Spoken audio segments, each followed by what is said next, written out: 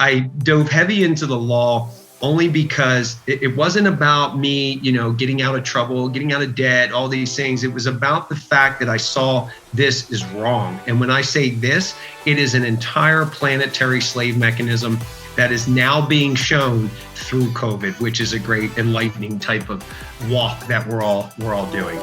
Welcome to the Future Generations Podcast, providing you with the world-changing content necessary to inspire you, your family, and our planet to a life of optimal health potential. We'll help you make the choices that powerfully influence the lives you bring into this world. It's time to strengthen our resolve to do better now and for our future generations. With your host, Dr. Stanton Hom. Welcome to episode 64. In this episode, Robert Michael pulls back the curtain on the real house of cards behind virtually every governance on the planet.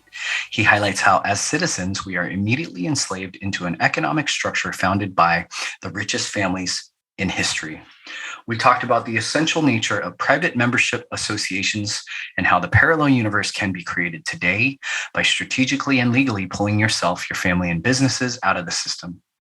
Robert Michael worked as a carpenter and musician for the first half of his career until waking to his true purpose and calling as a freedom and spiritual educator in 2009. The 2009 housing market crash resulted in his parents losing their home and business. This experience was a catalyst that led Robert down the deep rabbit hole to unwind the inner workings and operations of our governments, banking systems, and legal systems. Through years of intense research and application of law and history, he has proved and debunked conspiracy theories, assisted private individuals across a multitude of issues, and created a process for freedom that is predicated on honor, peace, dignity, and respect in all aspects of this secular illusion. Robert works undaunted, balancing the scales of truth and injustice for the awakened. As his courageous efforts continue, a path to true freedom is carved so new holistic governance structures can safely evolve into a new world for the best and highest of all. And so many of you have been really concerned, rightly so. Like, who knows where we're going? Who knows why all of this is happening? And yes, we can go down the whole route of the cartel, the agenda, profit, greed, control, enslavement. But what do we do, right? And for the first time in this entire time that I've done interviewing, that I've done real deep dives into all aspects of what's been happening, have I really felt that somebody knows something that is one of the truest forms of unplugging out of the matrix. Robert Michael is a hugely important person. I didn't know about him before this whole thing, came right into our lives and our laps, and introduced to him through a Telegram channel that I get to be I'm very blessed to be a part of with Health, Freedom for Humanity and a lot of our influencers. And at the end of the day, Robert Michael, I believe, is at the cusp of something so massive, in a sense that the ability to pull yourself out of the system from a governance perspective, from a governmental perspective, from a political, legal, and economic perspective is massive, right? It's one thing to never need a drug, right? It's one thing to never need the system, right? To never need Amazon again, and to have a regenerative farm on your own property, or to get that 400-acre plot of land, that some of my really good friends are going in on. All of that is really important. But to actually pull yourself and your business and your entities, kids, out of the system, that's special. This first interview, we will do multiple. I just need to do the work and actually study to get caught up on what he's teaching, because I believe Robert Michael is on to something so beautiful and powerful. Please, please, please deep dive into this episode. Check out House of Marcus. Check out all of his work with private membership associations. And at the end of the day, know that these solutions will continue to be popping up. And know that if you have more that you would love for me to listen to or interview, please send them my way. I would love to know more about everything Robert Michael's talking about. As always, guys, thanks for tuning in. Absolutely amazing. Rate, review, and subscribe to our podcast. I don't know how our ratings went down. We were at 4.7. We went down to 4.5 the other day, and we only had one more review. So that's super weird. But I don't trust those at this point anymore, because I know that there's a lot of shady stuff that happens with a lot of different platforms with a lot of different reasons for it. But they still matter to me when I get to read them. It's so cool. The other thing is, please, as I just said, when you find somebody you would love us to listen to, post it on our latest Instagram post. And then lastly, the Future Generations community, if it is still called that, it may be renamed to something more vanilla, because we don't want to be identified as migrating into another organization, another platform. Please, please, please join our community. Our community is free. For now, it probably will be forever. There's going to be different levels as we go and build out the infrastructure for it. However, the community is live, it's free, and there's some really cool people in there right now. And we would love for you to be a part of it. And we would love for you to contribute. People are already contributing in ways that I absolutely dreamed of. And we know that it's a safe, uncensored, totally amazing community that needs to pop up, that is off all platforms at this stage. And so love and appreciate you guys. Enjoy episode 64 and know that we have some amazing stuff coming down the pike. Okay, welcome to the Future Generations podcast. I'm your host, Dr. Stanton Hom, and I have a very, very special and probably the most unique guest that I think I have. I mean, if you've been following us, if you've been following me, if you've been following Health Freedom for Humanity, there's a very specific trend on practitioners, on a lot of people that have been in the health freedom movement. And I have with me Robert Michael, one of the most blending the worlds of spirituality, law, higher consciousness, natural states of freedom and free people. But Robert, I would love for you to introduce yourself so our audience gets to know you both personally, professionally, and then we'll get going. Awesome. Yes. So Robert Michael is my public name. I don't give out my private name.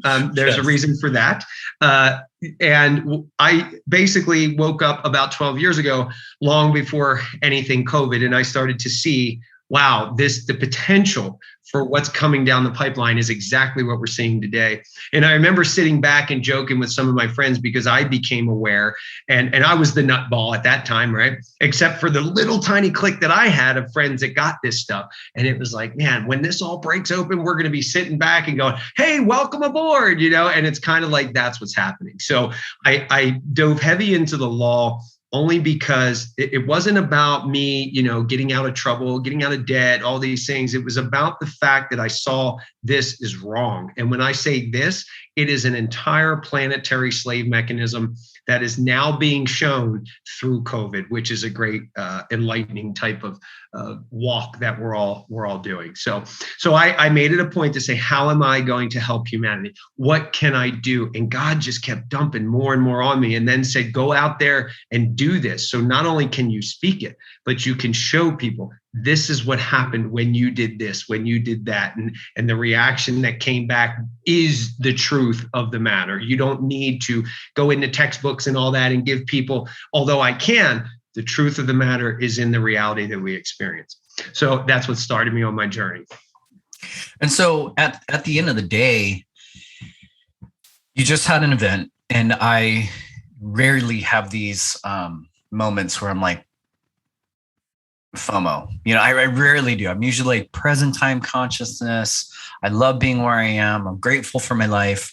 And then when you come through with this, I think you said 12-hour event, like it, and then cover the things that you do cover, it made me feel like, holy cow, how could I not be in those seats right now?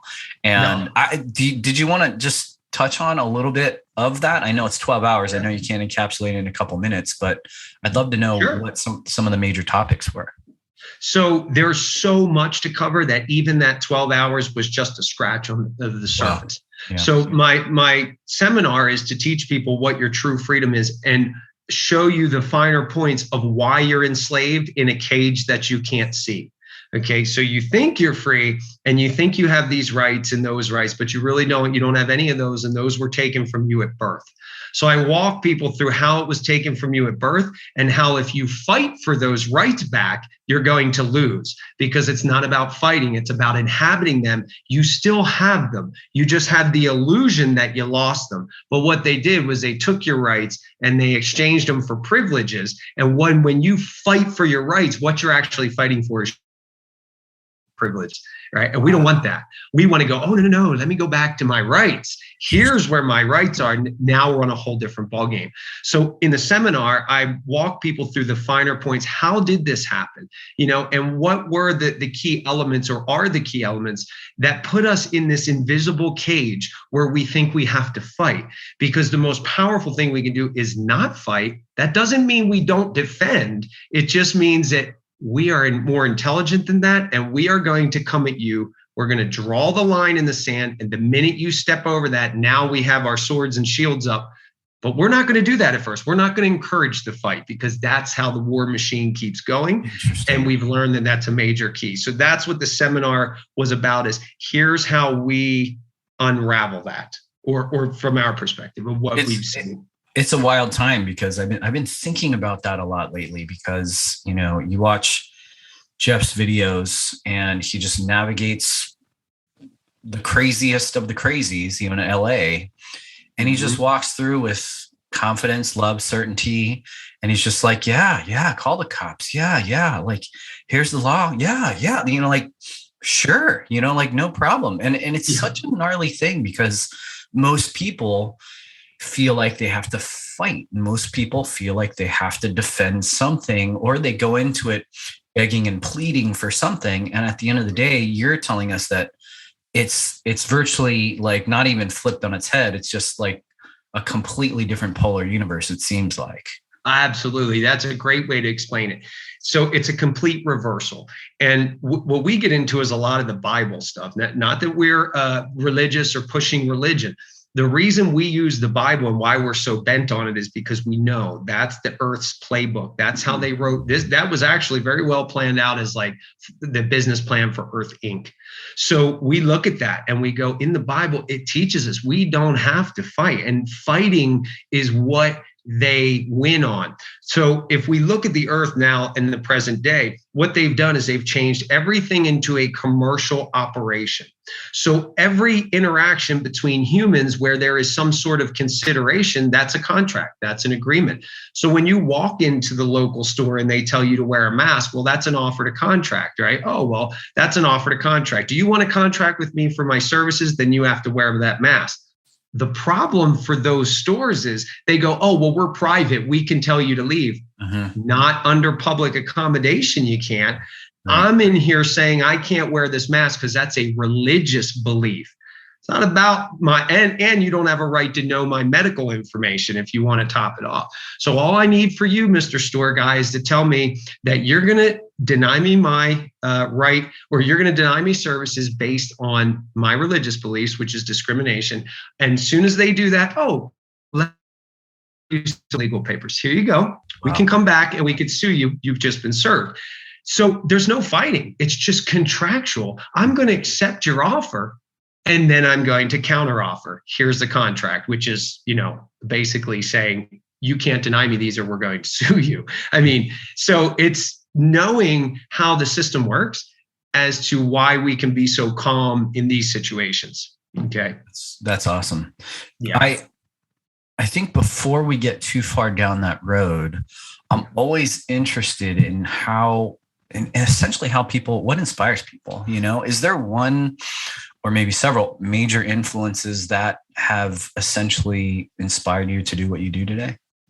Well, my son, number one, having a child in the world says, well, wait a minute, this world has to be straightened out so that these children do not have to suffer this cage that they don't see and this ignorance that's being imposed on them.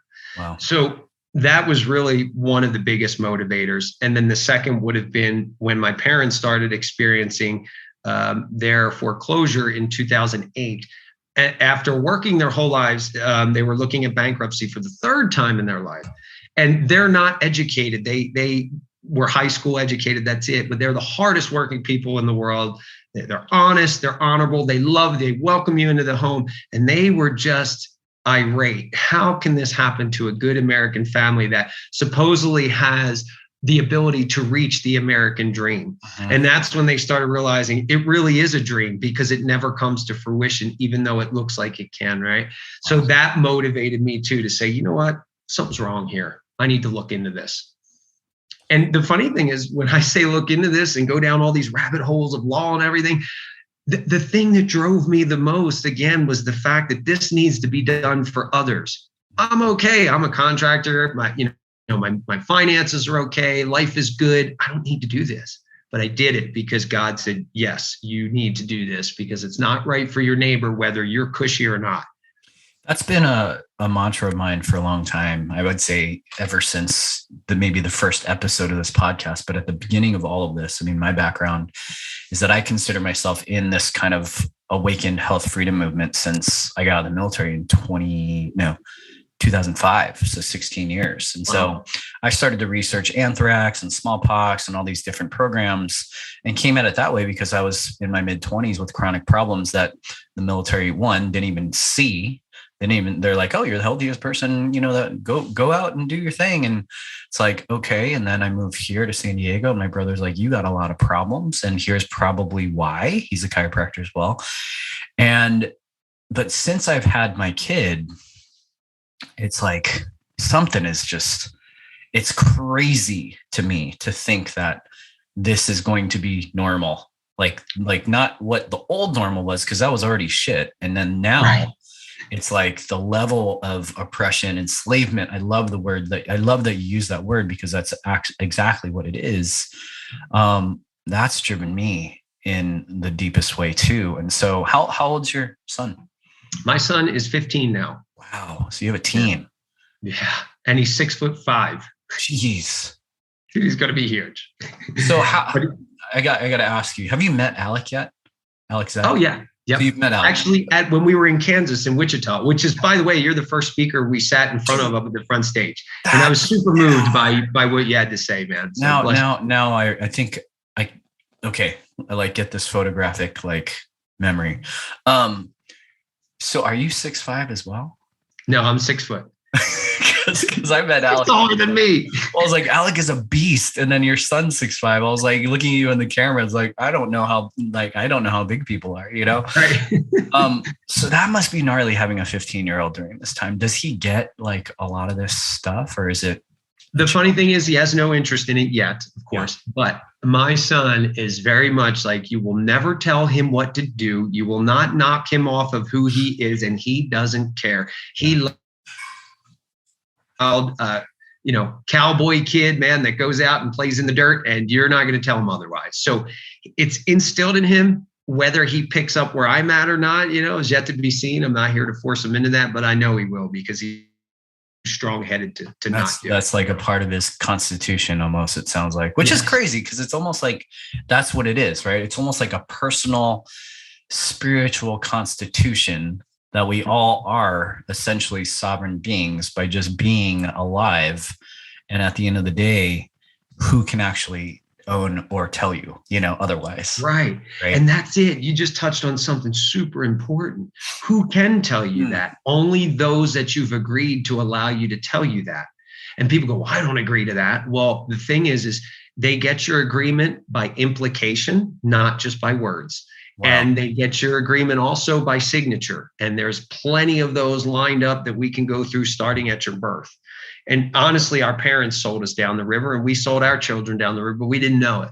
Well, now we know how that happened. But that's a great point. Yes. Who can be more powerful than you? No fiction, right? Government is nothing more than a fiction. So that's a challenge. And I'll be honest with you. I don't know.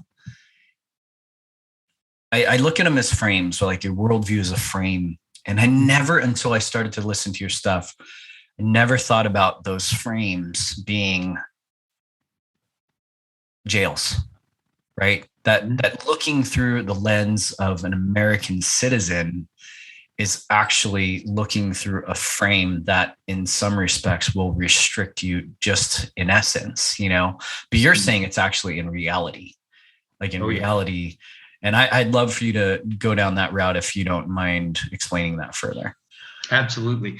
So the whole world is set up on an economic structure, right? So let's go to the very, very beginning. Back when we had to hunt and gather, if we didn't have food, we wouldn't survive. So it was very easy to control a clan, if you will, if you were able to cut off their food supply. Or if you were ousted from the clan, you would surely die because you didn't have food. So they replaced that with money. Well, once we bought up all the resources, now you need the money system. Then we look at the money system and we say, oh, I have money. Well, you don't have money. You never had money. All you had was debt, because the entire system works off debt. And what they did was around the 1700s, the Rothschilds and stuff started to figure out, well, if we loan the government money at compound interest, if we take their gold and we hold it for them, with interest, by the time so many years goes by and they're paying us the interest in gold to hold their gold, they're going to be broke. And that's why Mary Michelle Rothschild said, I care not who makes the laws. I own the money, right? So the cage is the money system. The cage is who is providing for you, right? We own the cage. And that's a hidden cage. So people go, well, I'm fine. I got a couple million in the bank. I'm in no debt. I'm not in any cage. I can do whatever I want. Okay, well then go do whatever you want that doesn't hurt somebody and watch how the law comes at you. Real crime, a crime needs an injured party. It needs an injury and the intent to perform the injury. Well, smoking weed is not a crime. You didn't harm anybody. Shooting heroin, while not good and completely horrible and killing yourself, you're not hurting anybody, right? These are victimless crimes. So we live in this cage where we think that we have freedom as long as we follow the literal 8 million laws that have been written in this country. So how can we not be in a cage? And it's funny, there's a maxim of law. It says, ignorance of the law excuses no one. Now, how can that be true if there's 8 million laws? It's literally impossible because they're not laws. They're contractual obligations. So the cage is through the economic system. Yeah. And I say that because that's how they took control. And then everything else is built underneath of that, which, by the way, military and banking are the two things that keep us in that cage. So I was laughing just now because here I am in California where, from Newsom and the recalls and being active in our county and, speaking in front of county supervisors and honestly feeling like I'm doing something, feeling like I'm impacting. And I've been sitting back lately and some people have been asking, like, is this doing anything? And I'm like, no, well, yes, but no. And absolutely, but probably not, in a sense that, are these jokers listening? Like, are they even in any way, like, do they care? Like, the answer is no, because even our county supervisor in San Diego is a member of the World Economic Forum. And so oddly that you would say things like economics and military keeping us in the cage. And then there's this whole globalist organization and probably roots all the way back to the Rothschilds and the richest people in the world. I don't know this data, but you're absolutely right. Because even in your intuition. Like, I literally have this book that I ordered that was $9, right? And it's like, I just wanted to read like the founding documents of California. I did. And you read through like the initial parts where it's like our version of the Bill of Rights for the state. And it sounds fantastic. It sounds like, wow, you are really protecting who we are as people. But you go further, because this is like, you go further and you're like, why the hell is there like transportation? And there's like stuff about all sorts of weird stuff that like it doesn't have anything to do with sovereignty. It has to do with the things that you're supposed to like fall in line with. And the beginning few pages and paragraphs say, oh, you're a sovereign being, you're freedom of religion, freedom to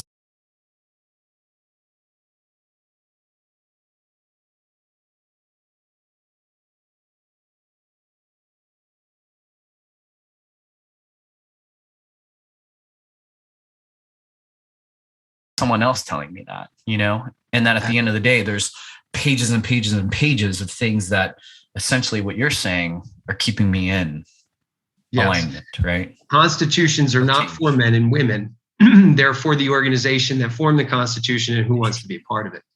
Wow. So getting to your point, like what's all this stuff, right? I'll tell you, it's called police powers, okay? Police powers allows them to create things for health, transportation, all of that. Okay, but here's the caveat. It's only if you agree to that. It's supposed to be only if you agree to that, right? Because in this country, you are free and the laws are subjective. In other words, when you drive down the street and you go over the speed limit is saying, hey, slow down because it's not safe for you. It doesn't say slow down because we're going to fine you, right? But when they pull you over, they fine you. And here's why. Right. Because those police powers are allowed to be given to what's called a municipal corporation. Okay. So the state of California is the municipal corporation that was created from the California Constitution. They're not the same. So when you're reading the California Constitution, it doesn't apply to the state of California, the municipal corporation. It only does to the extent of what they're allowed to do with their police powers and things like that. And that's where they have to contract with you. Traffic tickets are contract. Tax bills and taxes, they're all contracts. So that's why when you're in this and you're voting and you're doing all this stuff and you're thinking you're making a difference, and they're just like, you don't make a difference. Because what you did when you signed up to vote is you became a quote unquote like a constituent, right? You became part of that organization, but that organization is municipal corporation. That's not what's called de jure in law constitutional California. Okay, and they did that from 1789. That's what like if you pull up a Dun & Bradstreet report on the state of California, it'll go back to the origination of the country. That's the start date of the business, or not the country, of the state rather. That's the start date of the business. Okay, wow. So what we're dealing with here is the belief that we have a right in this constitutional construction when really we gave all that up for privileges to contract with the municipal corporation. And we have to do what they say because we're part of that corporation now. That's why, as much as it pains people, I try to tell them when you register to vote, you have solidified your enslavement because you must, and this is very important, you must be a U.S. citizen to vote. U.S. citizenship only exists within the 10-mile square of Washington, D.C., Guam, Puerto Rico, territories owned by Washington. U.S. citizenship does not exist in California, Alabama, Florida. That's state citizenship. So if you read the 14th Amendment, it says there are two citizenships, okay?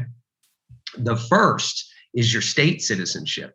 The second, which they make the first in the 14th Amendment language, but is United States, you must be subject to you must be, born or naturalized in the United States. And there's a caveat to that. And subject to its jurisdiction. Now, wait a minute. If I'm born or naturalized in the United States, how does it not automatically make me subject to its jurisdiction? And here's the answer. Article 1, Section 8, Clause 17, okay, of the federal Constitution. I'll give you a second to write that down. So Article 1, Section 8, Clause 17 says the United States shall have exclusive legislation, meaning it can only legislate over this area. 10-mile square, Washington, D.C., territories and possessions, and any land sold to it by the legislature of the state. What that means is these COVID mandates that's coming down from the U.S., they don't have a right to enforce those in the state. our sheriffs should be going to them and say, you better get out of here. You don't have any right to do that in this state. And that's, if you're familiar with a guy by the name of Sheriff Mack, that's what he teaches. He's constitutional sheriff. Okay, so we're tricked to believe that we're U.S. citizens and we sign off on everything. We're actually nationals. We are American nationals. We're non-citizen nationals, American citizens. Okay, and this is so important, and it's so hard, man. It was hard for me to realize these guys have duped me the entire time. Let's real quick, just so everybody can grasp this. The United States citizenship was created after the Civil War by the 14th Amendment. What happened was, if you follow the history, when the slaves were freed, just read the proclamation, okay? The Emancipation Proclamation says very clearly, as a fit and necessary war measure.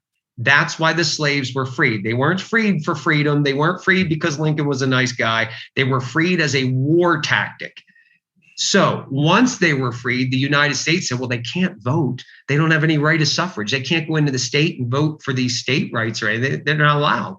So we need to create a citizenship for them. Hence the 14th Amendment, which is shrouded in controversy as not being ratified properly. But they pushed it through anyway. Now the U.S. citizen was created, and then over time, they taught us to believe that we live in the United States. I've got case law. I've pushed this, I've shut courts down with it just on that simple fact alone. So that's a big one. And I'm going to let everybody kind of try to take that in. That's a little bit hard to follow in some respects. So essentially, so you are not then a U.S. citizen? No. I'm assumed to be one, right? Like they'll assume me one at every turn. They'll assume me.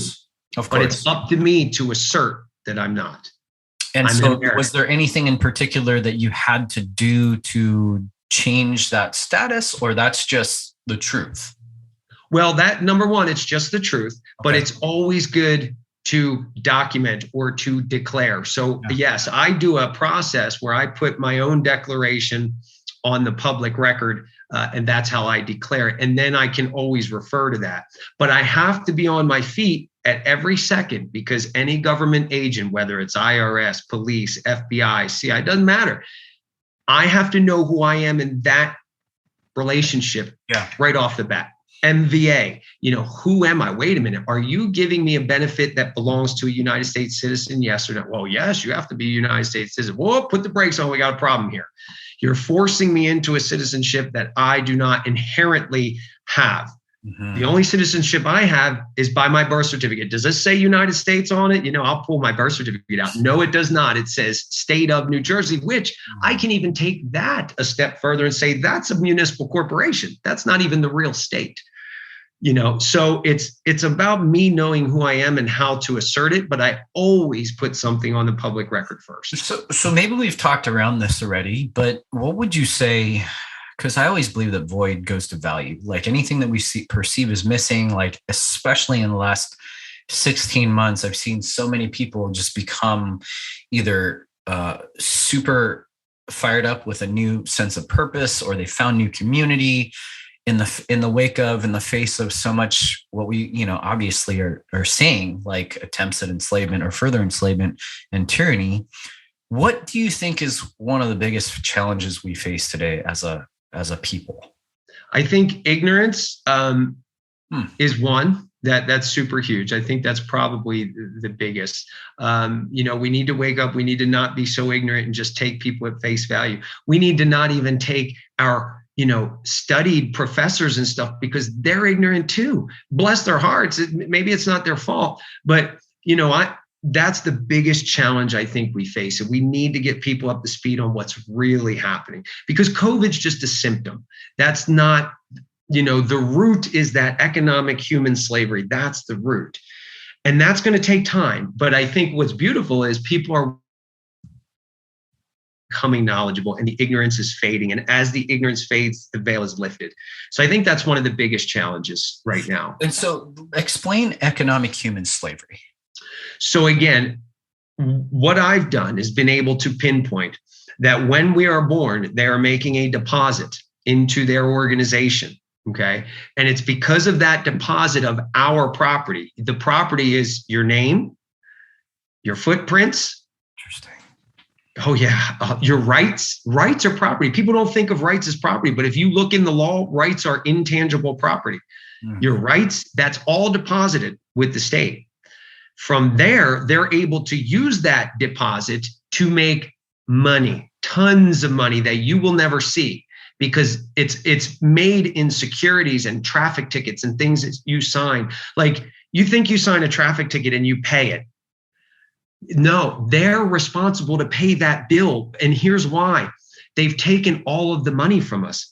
Gold and silver, Article 1, Section 10 says gold and silver shall be the only lawful tender in the payment of debts. So if that's the only lawful tender in the payments of debts, how are we paying debts with a $5 Federal Reserve note, which, by the way, the note, the definition of a note in banking law is a debt. It's a promise to pay. So if I have 5 promises to pay, how did I just pay that traffic ticket? Well, I didn't. I discharged it. They took all the money from us. But the government said, the Supreme Court said, if you're going to take the money from them, you have to give them a remedy, meaning you, government, have to pay the bill. But what they do is the bait and switch. Oh, no, you pay it. You see? So in that sense, we are under the belief that we're in debt if we get a loan from the bank. The truth of the matter is we have credited the bank by our signature to pull the money into reality, give it back to us, and then charge us for it. Interesting. They used our credit to create the money, give it back to us, then charge us for it. So everything is tied to that deposit that was happened at birth, and they enforce it by military muscle. In other words, don't do what we say, and this is what will happen, right? Mm-hmm. That's an enslavement, and it's done by force. So we're born in all countries. So this is how I equate it. I go, look, anybody in a different country that I'm talking to, do you have social? Were you registered at birth? Yes. Do you have probate in your country? Yes. Same system. Same system. We're all part of this because the Social Security becomes the insurance for the securities that they're creating that we don't even know exist. Like, one traffic ticket can make them millions of dollars on the back end when they bundle it up and trade it just like mortgages. That's what they do. So look into the court registry investment system. Okay, they take funds and you always know when they're talking about the hidden stuff, when they're like, and other instruments or investments, and they invest in them. Okay, and these are all tied to your Social Security number and that deposit that was made at birth. So in that way, we're all enslaved in the. So I'm this obviously is like mind blowing. I know. Yeah, it's a mind blow and it's a monster. Like it seems massive, right? It's the beast. Contemplate and navigate. Yep. I'm curious why, and maybe it's just the game. You know, why do some legislators or politicians seem like even exponentially greater tyrants? You know, like they seem like in the system, if we're already enslaved, why is it that Governor Newsom, Cuomo, these people, Biden, you know, like these people are continually trying to enslave us further if we're already driving the system, one. And then two is, who the hell are these other guys, you know, that are supposedly making us more free, you know, and do they actually have any ability or knowledge of the fact that we are running in this essential endless rat race that we don't even know we're in? Great questions. And they're both answered by the same answer, which is they don't know it either. Not to the degree that I know it and people like me, because it's not just me. There's many people around the world who are figuring this out. They don't know it either. Okay. But that is also our ticket to freedom. Because when I walk into a courtroom, which, by the way, I just want to preface with, I don't advocate anyone that has done something to break the law on purpose. I would never do that. Don't pay your next traffic ticket. You know, just like to me, Yeah, I mean, a traffic ticket, number one, isn't even breaking the law. It's a violation. You didn't hurt anybody. I get it. You shouldn't be stupid, but the state shouldn't be able to rape you for hundreds of dollars and make millions on the back end that you don't even know about. They shouldn't be able to do that. That's crazy even to. So when I walk into a courtroom, the judge is like, uh-oh, because he knows I know more than he does. And when I serve a prosecutor, attorney general, I've served just about everyone in the country at some point. These guys don't know what to do because they look at it and they go, this is not something I've ever looked at before, but it's accurate. So what do I do now? And I've got them in a catch-22 because their ignorance, going back to why I think ignorance is the biggest problem, is also our asset. Okay, their ignorance is our asset, but we have to be smarter and understand how this works because it doesn't matter that they don't understand. Eventually, they're going to knock on a door and someone's going to tell them, you better lay off this guy because he's got you in every bit of the law at the highest levels. And that's where it's super important. These guys, these politicians, they don't know. And a lot of them are attorneys, blessed attorneys, but there's a lot of arrogance there. How could you know the law? You've never been the law. That's the first thing every single attorney I've talked to, and I've probably talked to well over 100 in my years. The first question they ask me, have you been to law school? No. Oh, well, then you don't really know what you're talking about, and we don't need to have this conversation. And I'm like, the hell does that have to do with anything? Like a super healthy person getting hazed by a doctor, Yeah, same exact principle. Gotcha. So I finally had one that came to me, an attorney, and he's been an attorney for 20 some years. And he called me for a consultation and he said, everything I've been checking out with other guys for the past 6 years. He said, you're the only one that has it all cinched up and it's perfect legal sense. And we're not taught any of this. He said, we are not taught this in law school. So it's ignorance. It's ignorance, but that's our asset if we can flip everything around. So tell me about this, because it seems like you're on a pretty inspired and purpose-driven path. Tell me more about the bigger kind of purpose and mission that you find yourself on today. So the bigger purpose and mission is to educate, right? So let's overcome the ignorance and then to create societies that are free. Now, in order to do that, we must start out with private societies, okay? Because that's a huge, huge thing to understand. And in that sense, when we build these private communities, which by the way, at the House of Marcus, we definitely are doing that.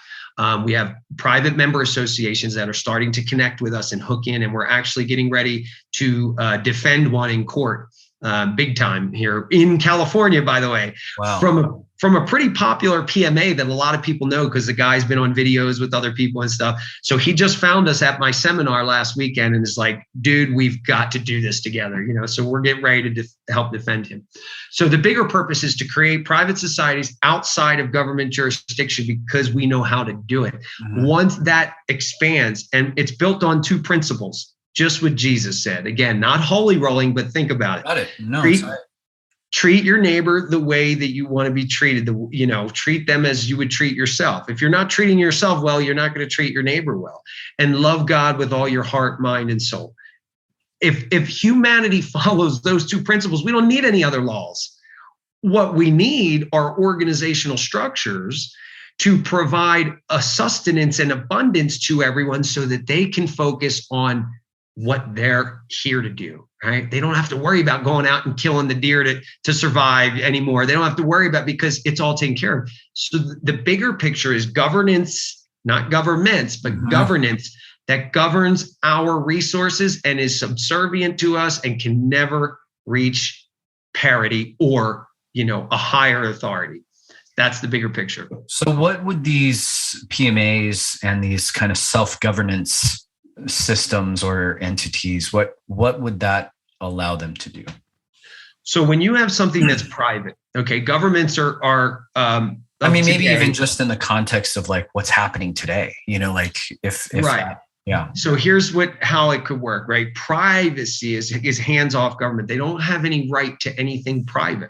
Mm-hmm. So when we pull it behind the private member association, the PMA, we pull it back behind that veil, it's limitless what we can do. You could have a restaurant down the street, becomes a private member association, puts a sign out front, sorry, not open to the public, come on in and ask $5 membership for the year. They can come there and eat whenever they want. There's no masks. There's no vaccination cards needed. There's no nothing, because the government cannot enforce its mandate in that private house, in that private community, but you have to be a member. Again, First Amendment, right to assembly. Okay, so you have a right to your religious practice and you have a right to assembly. And that's what House of Marcus is doing. It's House of Marcus Fellowship is a PMA. And we're saying, when people come in my house, I'm going to protect you, feed you, clothe you, make you whole as you need to be, as you're asking for, provide for you. And there's no one outside this mechanism that can tell us that we can't do that for our people, with our people, together as one, behind our PMA. What is House of Marcus? As long as we're not hurting anybody. What's that? What is House of Marcus, if you don't mind me asking? That's my, well, not my, but that's the PMA I created. Mm-hmm. I use Marcus, Markus, because revelations from me came that showed me that that's my lineage. It's tied to my last name, and it's a lineage. And back in the day, we didn't have last names in like the 15th century, 14th, 15th century. We didn't have last names up until that point. They started creating last names as like to differentiate people one from the other. So, it would be son of Fred, right?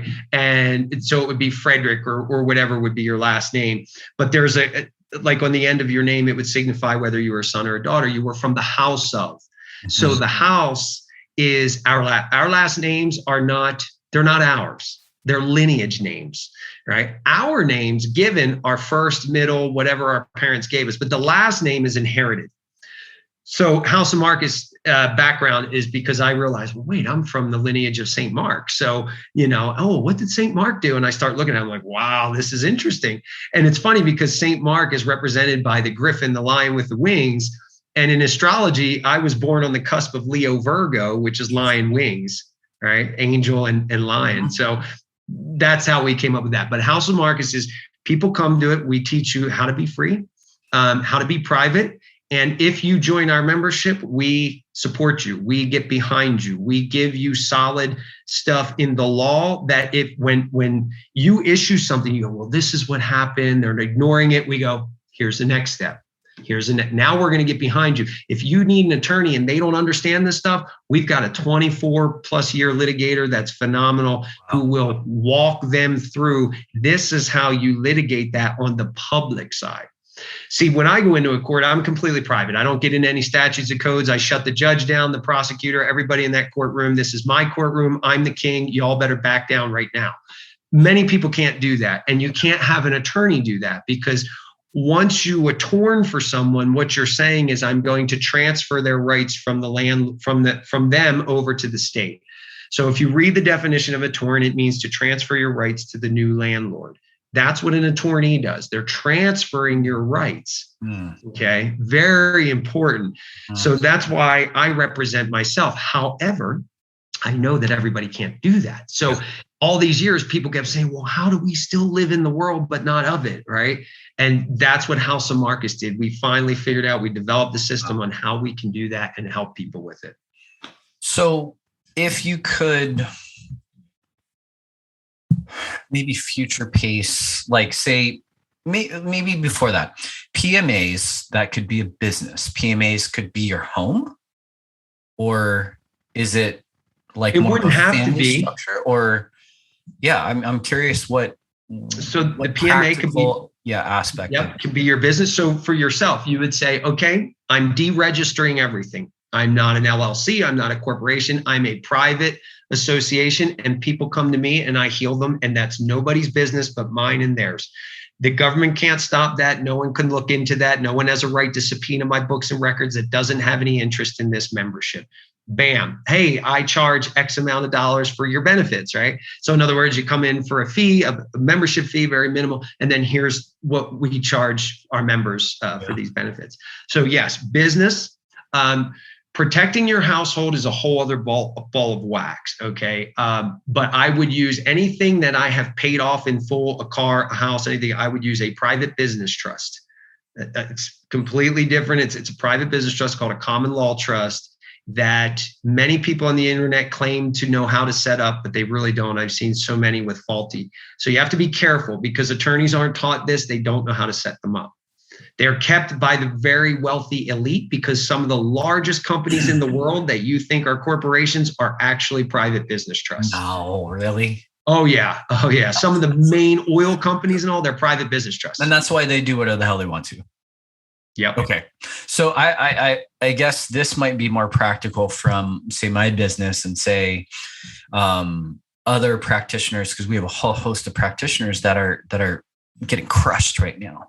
Yeah. Whether it's a certain state saying this particular license and this type of doctor is required to get a shot, or, like all sorts of aspects of things. I could literally pull myself and my doctors out of the system completely. We're a PMA. We're not even licensed by the state anymore. And so go through all the training and this is crazy. This is crazy because. And this past weekend, the guy that we're getting ready to defend his PMA, he's been doing 4 PMAs a day for the past year. He's set up thousands of PMAs that are already ready to hook in and create our own economy, right? Our own, just like you were just saying, what you guys would do, if you wanted to, of course, is form your PMA and then hook into an alliance with us so that we can say, because it's not enough to have the PMA and the trust, you have to know how to defend it. And very few know how to defend it. This guy is really good with PMAs, but he's stuck right now. He's like, how do I defend this? Because these attorneys aren't understanding. They don't want to hear it. They don't want to believe it. They don't get it. And that's where we're going to come in and go, here's how we defend it. And we're just going to shut it down. So yes, your vision was exactly spot on. I got that because you see people and people are like, oh, you're so brave. Thank you for your courageousness and speaking out. And it's like, on one end, I think about that. And I'm like, what's anybody, what are they going to tell us what to do? Like, we're sovereign beings, but if we have a contract, then we are subservient to certain laws, AKA staying in the cage. But if you pull yourself out of that cage, then you do whatever the hell you want to, right? Yep. So I guess, and obviously doing, like you said, the 2 principles, like treat others as you'd like to be treated and love God with all your heart, right? Those were the 2 that you said, right? Yep. And so at the end of the day, okay, I think this is like really like falling into place for me. Future pace that world for me. That world of the future, yes, is beautiful because there's no more need for fighting, right? There's no more need for competition because we're all working cooperatively. There's no more need that I need to own this. I need to own that. It's mine. It doesn't matter. Yes, you'll be provided for. You have everything you need. What do you need to hold on to this phone for? It's mine, right? Yeah. It all goes away and we're able to create things that our minds today probably can't even fathom. And that's this shift in this, 5,000 year leap that we're just getting ready to go into what they call the age of Aquarius. For 5,000 years, we've been stuck on war because war is what creates control. Mm-hmm. And when we stop warring, we now can move into peace. That's why the hippie movement was so powerful and they crushed it because peace is the answer. They don't want us to know that. And people go, well, how can I fight with peace? Well, no one said we didn't have to defend ourselves when we claim peace. But what we don't want to do is start throwing stones over into our neighbor's yard. So I picture it like this. The government lives next door. They have a fence. They have rules.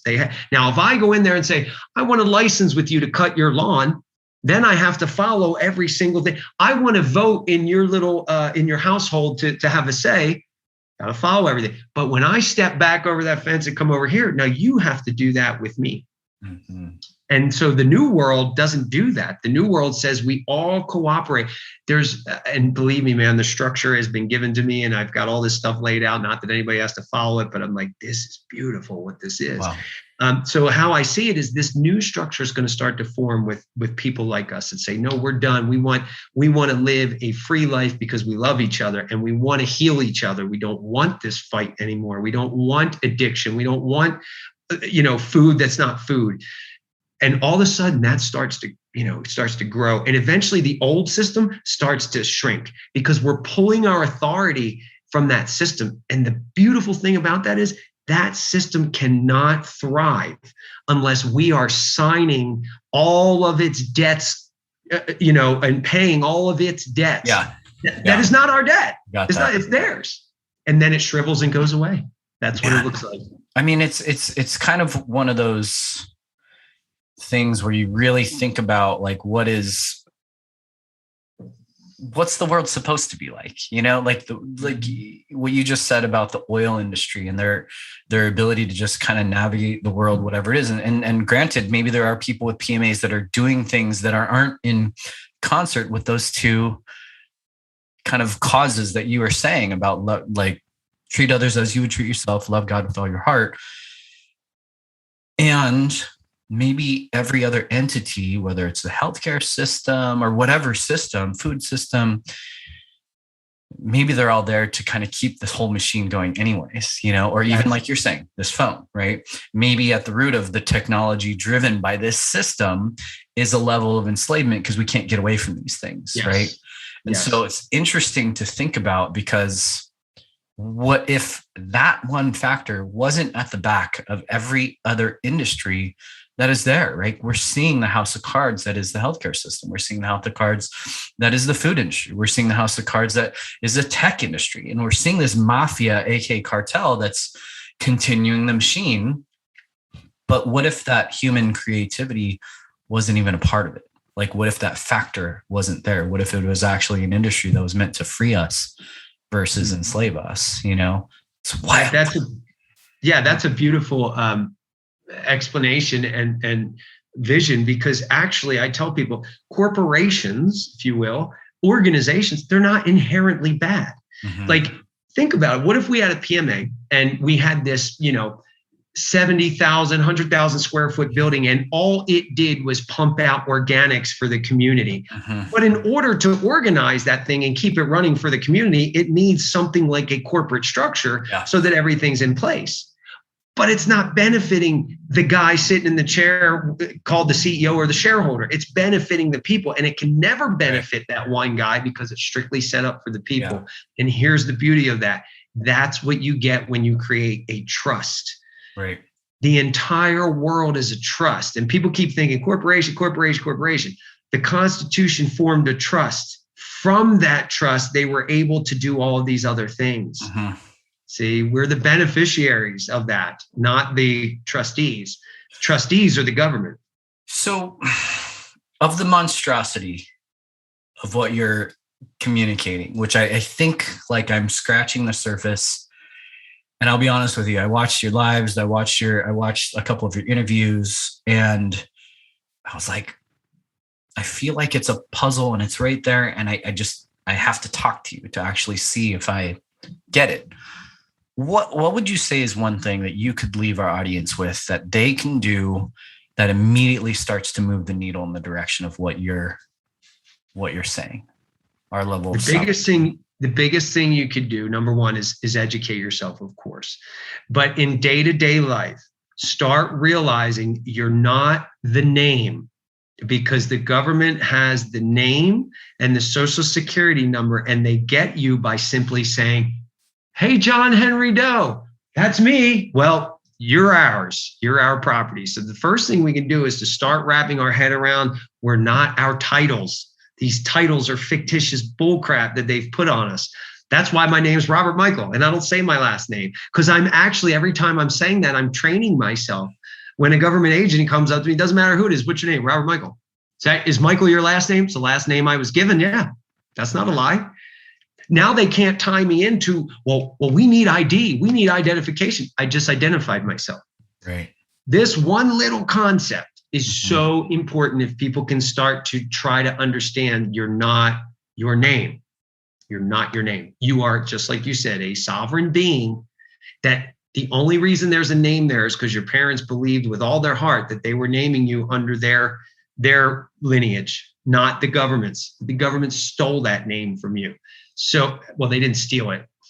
We handed it over by we sign. Handed it to under this. If you don't give it to us, and so we continually do that, right? We continually do that with every other contract that we essentially sign, whether it's a military contract, whether it's a I'm going to vote contract. I get a DMV license, all these things essentially.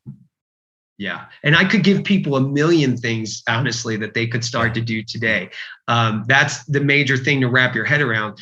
Physically, though, keep in mind, guys, especially with COVID, if you get into an altercation somehow over the COVID thing and a police officer, somebody comes up to you, information is voluntary. It is not mandatory. There is no law on this earth that says you have to give them information.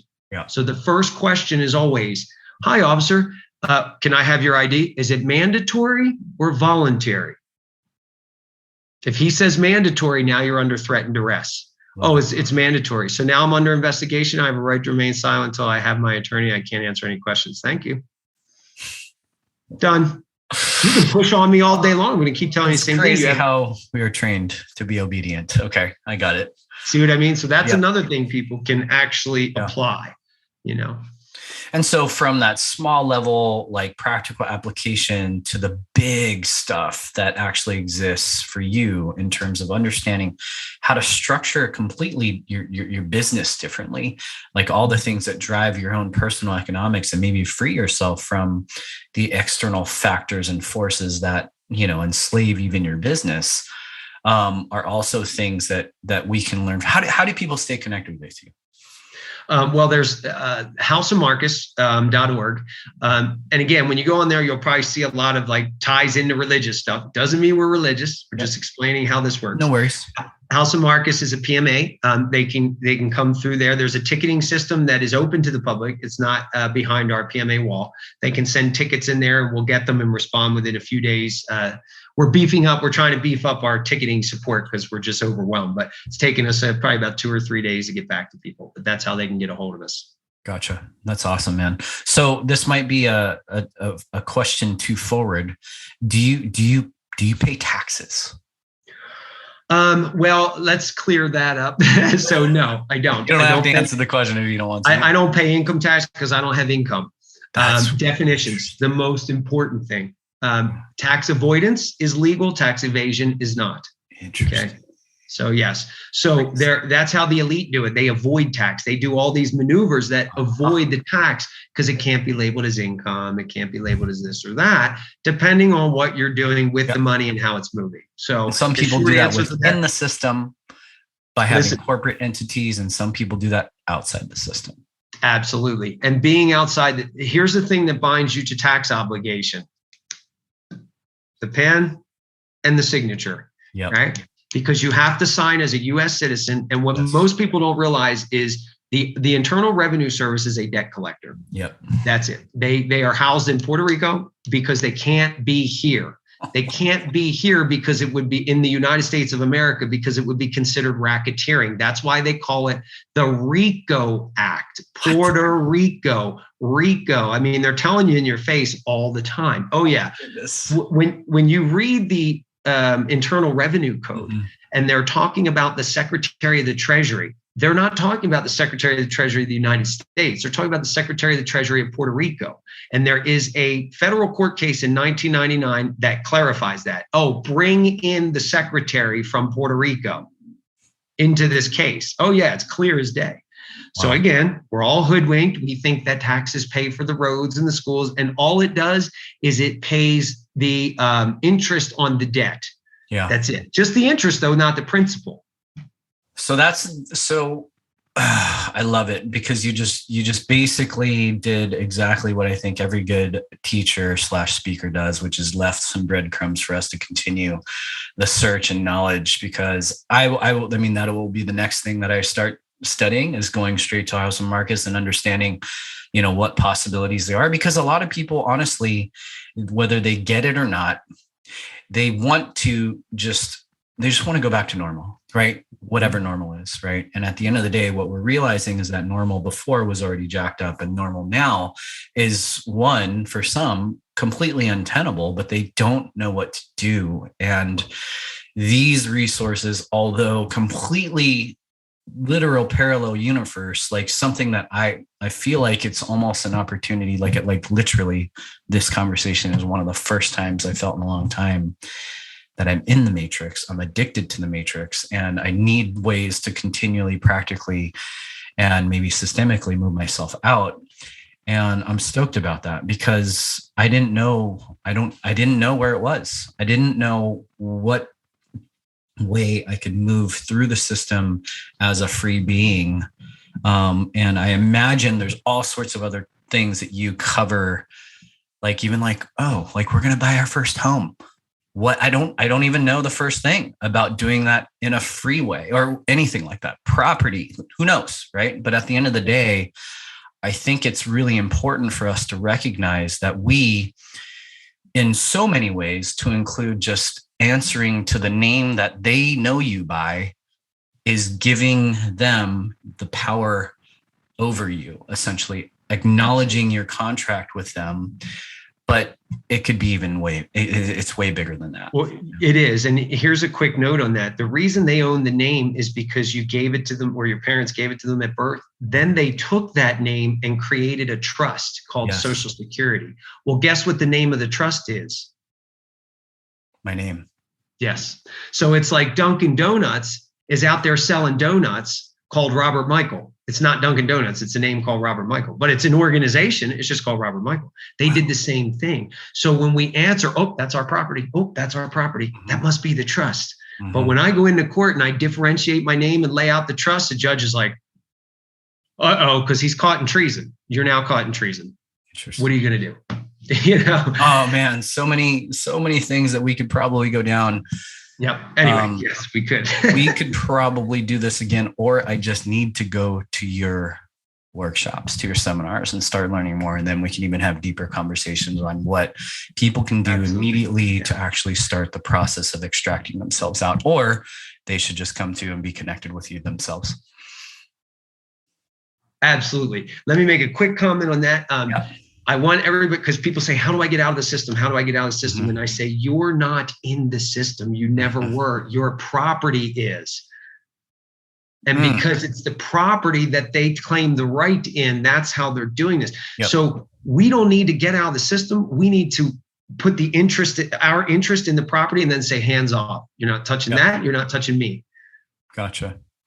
Awesome, brother. I am so stoked to have had this conversation, because I think, even though people, like listeners, I want you to re-listen. I want you to really dig into the different principles and the pragmatic stuff that Robert Michael shared with us, because at the end of the day, you know that you're feeling stuck. You know, you're feeling the level of enslavement. It's been revealed to us in the greatest fashion that it ever could have. I think it's one of the biggest gifts that they've actually done for us. This is show the real house of cards that exists, but the real intent behind the house of cards.